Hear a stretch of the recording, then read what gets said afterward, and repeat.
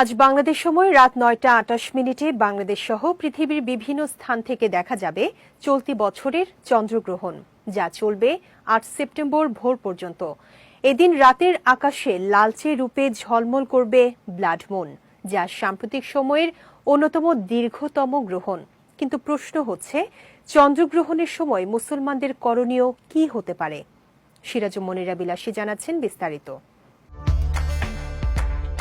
বিজ্ঞানের ভাষায় চন্দ্রগ্রহণ ঘটে তখনই যখন সূর্য ও চাঁদের মাঝখানে পৃথিবী এসে দাঁড়ায় এবং পৃথিবীর ছায়া চাঁদকে ঢেকে ফেলে।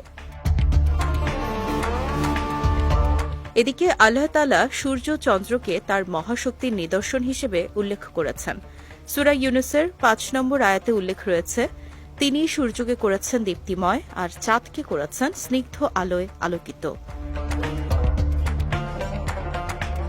রাসূল সাল্লাল্লাহু আলাইহি ওয়াসাল্লাম বলেছেন, সূর্য ও চাঁদ আল্লাহর নিদর্শন। কারো মৃত্যু বা জন্মের কারণে এদের গ্রহণ হয় না।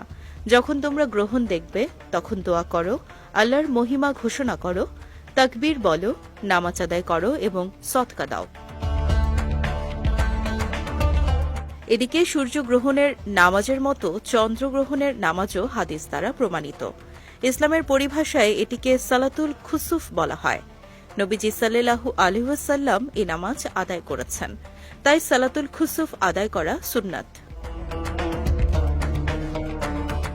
তবে সালাতুল খুসুফ আদায় করার কিছু নিয়ম রয়েছে, যেমন একাকী পড়া উত্তম, মসজিদে জামাতে পড়া সুন্নত নয়। এক্ষেত্রে ২ রাকাত নফল নামাজ পড়তে হবে ফজরের নামাজের মতো।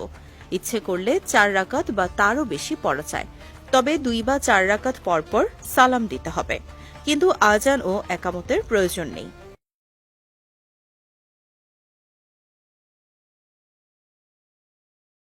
আর নামাজ শেষে গ্রহণ শেষ না হওয়া পর্যন্ত দোয়া, জিকির ও মোনাজাতে সময় কাটানো উত্তম। সুতরাং চন্দ্রগ্রহণ কোনো অশুভ লক্ষণ নয়, বরং আল্লাহর নিদর্শন। এ সময় নামাজ, দোয়া, জিকির ও সৎকার প্রতি গুরুত্ব দিতে হবে।